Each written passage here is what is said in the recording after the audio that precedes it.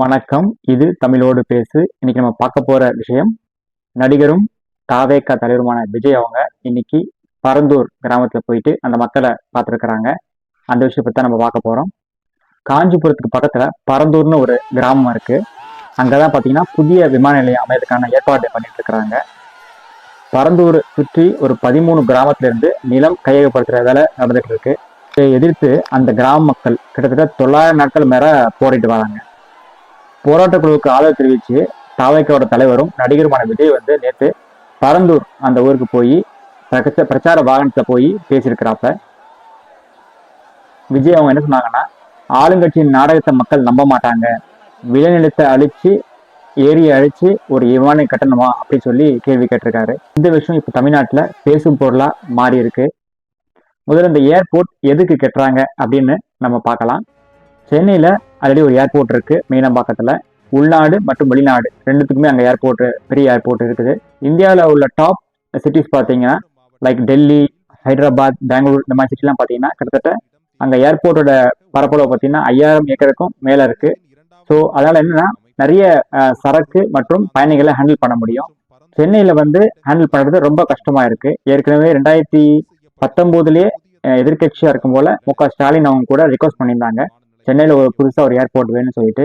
ஏன்னா இட நெருக்கடி ரொம்ப ஜாஸ்தியா இருக்கு, சரக்கு கையாளுற திறமையும் ரொம்ப கம்மியா இருக்கு இந்த ஏர்போர்ட்டுக்கு அப்படின்னு சொல்லியிருந்தாங்க.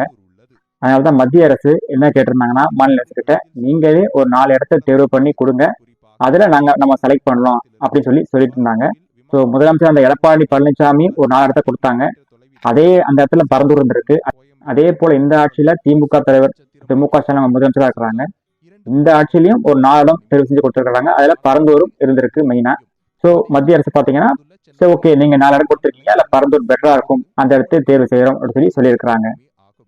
ஏர்போர்ட்டுக்காக நிஜமாவே நிறைய வீடுகளும் சில ஏரிகளும் மற்றும் வயல்வெளிகள் அதுவும் க்ளோஸ் பண்ண போறதா சொல்றாங்க. பரந்தூர் போல மேலும் ஒரு 3 இடம் தேர்வு செஞ்சா பாத்தீங்களா, அங்கேயும் ஏரியும் இருக்குது, குளமும் இருக்குது, வீடுகளும் இருக்கு, எல்லாமே இருக்குது, வயல்வெளி எல்லாமே இருக்குது. ஸோ எங்க எடுத்தாலும் பாதிப்பு கண்டிப்பா இருக்குது. பெட்டர் எந்த இடத்துல கம்மியான பாதிப்பு இருக்கோ அந்த இடத்த அரசு எடுத்தாங்கன்னா ரொம்ப நல்லா இருக்கும். ரொம்ப நாளா பாத்தீங்கன்னா நம்ம நடிகர் விஜய் அவங்க வந்து ஒர்க் ஃப்ரம் ஹோம் பாலிடிக்ஸ் தான் பண்ணிட்டு இருந்தாங்க. உங்களுக்கு தெரியும் செஞ்சல் புயல்ல மக்கள் எவ்வளவு கஷ்டப்பட்டாங்க அப்படின்னு. பாஜக எல்லாம் இறங்கி களத்துல வேலை செஞ்சாங்க. ஆனா அந்த சமயத்துல திரு விஜய் அவங்க என்ன பண்ணாங்கன்னு உங்களுக்கு நல்லாவே தெரியும். சென்னை சுற்றி உள்ள ஒரு 100 குடும்பத்தை அவர் வீட்டுக்கு, அவர் ஆபீஸ்க்கு கூட்டு வந்துட்டு அங்க வச்சு சில பொருட்களை கொடுத்தாரு. இது ரொம்ப பேசும் பொருளா மாறிச்சு. அந்த சமயத்துல பல எதிர்கட்சிகள் குற்றம் சாட்டியிருந்தாங்க. மற்ற கட்சி எல்லாம் இறங்கி களத்துல இறங்கி மக்களோட மக்களா வேலை செய்யறாங்க. ஆனா விஜய் பாத்தீங்கன்னா எந்த பிரச்சனையும் இல்லாம தன்னோட வீட்லயே எல்லா வேலையும் பண்றாரு, இது ஒர்க் ஃப்ரம் ஹோம் மாதிரி இருக்கு அப்படின்னு சொல்லி கிண்டல் பண்ணியிருந்தாங்க. சில பேர் சொல்லியிருந்தாங்க, விஜய் எப்படி ஒர்க் ஃப்ரம் ஹோம் பண்றாரோ அதே போல ஓட்டை கூட அவர் ஒர்க் ஃப்ரம் ஹோம்லேயே வாங்கிடலாம், வாட்ஸ்அப்ல ஃபேஸ்புக்ல வாங்கிடலாம், நேரடியா வந்து ஓட்டு போடுங்கன்னு கேட்க வேண்டாம் அப்படின்ற மாதிரியும் நிறைய கிண்டல் பண்ணியிருந்தாங்க. இன்னைக்கு கூட விஜய் என்ன சொல்லியிருந்தாருன்னா, நான் வளர்ச்சிக்கு தடையானவும் கிடையாது, எங்க வேணாலும் கொண்டு வாங்க, பட் எங்க ப்ராப்ளம் கம்மியா இருக்கோ அந்த இடத்துல கொண்டு வாங்க அப்படின்ற மாதிரி சொல்லியிருந்தாரு. இதை பத்தி தமிழக பாஜக தலைவர் அண்ணாமலை அவங்ககிட்ட பத்திரிகையில கேட்டிருந்தாங்க. அதுக்கு அண்ணாமலை அவங்க என்ன கேட்டிருந்தாங்கன்னா, எந்த இடம் கம்மியான பிரச்சனை இருக்குன்னு விஜய் அவங்களே சொல்லலாமே, ஏன் சொல்ல மாட்டுறாரு? விஜய் ஒரு வளரக்கூடிய தலைவரா இருக்கிறாரு, இப்பதான் கட்சி ஆரம்பிச்சிருக்கிறாரு. முதல் தடவை இன்னைக்குதான் வெளியே வந்து அவரு ஒரு கூட்டத்துல பேசியிருக்கிறாரு. விஜய் அவங்களுக்கு இன்னும் மெச்சூரிட்டி தேவைப்படுது அப்படின்ற மாதிரி அண்ணாமலை அவங்க சொல்லியிருந்தாங்க. மேலும் இந்த சென்னை ஏர்போர்ட் எதுக்கு ரொம்ப முக்கியம் தமிழ்நாட்டுக்கு அப்படின்ற பத்தியும் அண்ணாமலை விளக்கமா சொல்லியிருந்தாங்க பத்திரிகா சந்திப்புல. அது மட்டும் இல்லாம அண்ணாமலை இன்னொரு கொஸ்டின் கேட்டிருந்தாங்க. அந்த மக்கள் கிட்டத்தட்ட 900 நாளா போராடிட்டு இருக்காங்க. ஆனா விஜய் அவங்க கட்சி ஆரம்பிச்சு 1 வருஷம் ஆச்சு, ஒரு 10 நாள்ல போய் பார்த்திருக்கலாம், அட்லீஸ்ட் ஒரு 100 நாள்லயே போய் பார்த்திருக்கலாம், கிட்டத்தட்ட 1 வருஷம் கழிச்சு போய் பாக்குறாரு அப்படின்ற மாதிரியும் கொஸ்டின் கேட்டிருந்தாரு. நடிகர் விஜய் பாத்தீங்கன்னா இப்போ ஒரு படம் நடிச்சிட்டு இருக்காரு, அதுதான் கடைசி படம்ன்ற மாதிரி சொல்றாங்க. பட் இன் அபிஷியலா விஜய் அவங்க தன்னோட வாயால எதுவுமே சொல்லல. ஒருவேளை அரசியல்ல விஜய் அவங்க வெற்றி பெறலன்னா மறுபடியும் உங்களுக்கு தெரியும், கமலஹாசன் போலவே அவரும் சினிமாவுக்கு போறதுக்கு நிறைய வாய்ப்பு இருக்குது. விஜய் அவங்களே அரசியல்ல ஸ்ட்ராங்கா நிப்பாங்களான்னு நமக்கு தெரியல. அவர் 234 தொகுதியிலும் நிப்பாரான்னு முதல்ல நம்ம பார்க்கலாம். அதுக்கப்புறமேட்டு தான் நம்ம எந்த முடிவுமே சொல்ல முடியும்.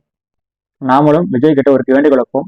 ஃபர்ஸ்ட் நீங்க களத்துக்கு வாங்க, களத்துக்கு வந்து டெய்லி மக்களை சந்திங்க, காவிரி பிரச்சனை பத்தி பேசுங்க, முல்லை பெயரை பத்தி பேசுங்க, அதுல உங்க நிலைப்பாடு என்னன்னு பத்தி பேசுங்க, கிருஷ்ணா நதி நீர் அதுல உங்களோட நிலைப்பாடு என்னன்னு பேசுங்க, கூடங்குளம் அணுரை அதுல உங்க நிலைப்பாடு என்னன்னு பேசுங்க, ஆறு வழிச்சாலை அதுல உங்க நிலைப்பாடு என்னன்னு பேசுங்க. ஃபர்ஸ்ட் நீங்க எதுவுமே பேசாம நான் டைரக்டா முதலமைச்சர் ஆயிட்டா எல்லாம் பேசுவேன்னு நீங்க நினைச்சீங்கன்னா அது தவறு.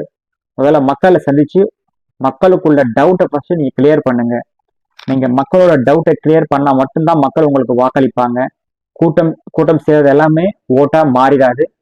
தமிழக பாஜக தலைவர் அண்ணாமலை இன்னைக்கு கிளியராகவும் சொல்லியிருந்தாரு, இந்த இடத்த மத்திய அரசு தேர்வு செய்யல, இது மாநில அரசு தான் தேர்வு செய்யுது. மாநில அரசு தேர்வு செஞ்சு மத்திய அரசு கொடுக்குறாங்க, நாங்க ஜஸ்ட் அப்ரூவல் தாங்க பண்றோம் அப்படின்ற மாதிரி சொல்லியிருக்கிறாங்க. மீண்டும் நாளை சந்திப்போம். நன்றி, வணக்கம்.